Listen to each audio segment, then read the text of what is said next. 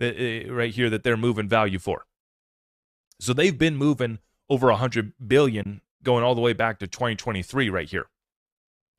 International payments in 140 plus currencies across 200 plus countries. So this is not some small deal. This is not a full-blown partnership with Western Union, but with a former unit of Western Union, which is very interesting. But, I highlight a couple of these partnerships just to acknowledge that during all of this chaos, this big war going on, Ripple's still building. During the tariff debacle last year, when everybody's running for cover and taking shelter, Ripple acquired multiple companies for over $1 billion each last year. During 2020, when we were all running for the hills, scared to death, Ripple continued to double down and was launching a bunch of partnerships. Ripple had all sorts of bank partnerships in the workings, and they had so much cooking. And then what happened? Then they were sued at the end of 2020. And that was the only thing that stalled up adoption in the United States of America. They continued to grow outside of the United States during the lawsuit. All of this to say that Ripple does not slow down.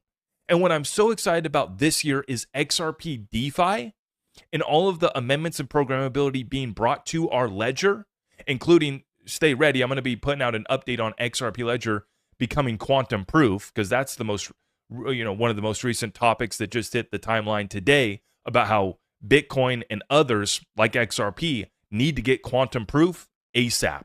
We don't have a decade. We need to get quantum proof as soon as possible. XRP Ledger, perfectly positioned. Much better than a lot of chains, including Bitcoin. Much better. And then you start to add this programmability.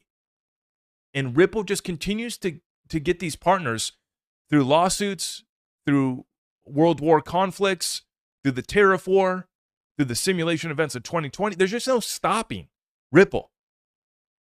And this is why I think, speaking of Warren Buffett finding value in these markets, the market doesn't even know how to price Ripple, and they also don't know how to price XRP.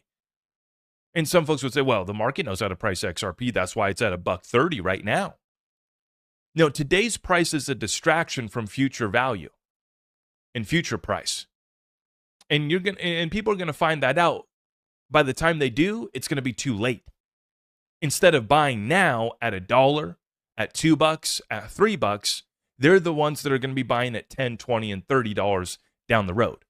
But this XRP DeFi 2026 is our year, folks. XRP Ledger Commons says on-chain credit is coming to the